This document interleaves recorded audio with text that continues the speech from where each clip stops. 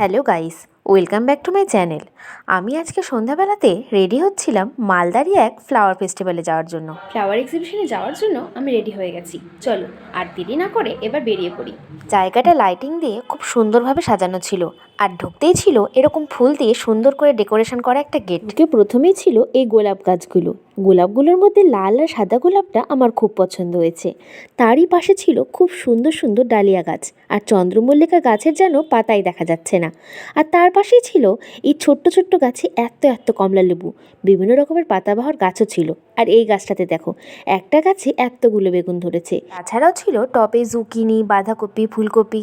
এই ফ্লাওয়ার এক্সিবিশনে সবচেয়ে বেশি যেটা পছন্দ হয়েছে আমার, সেটা হলো এই বনসাইগুলো। প্রত্যেকটা বনসাই যেন খুবই সুন্দর।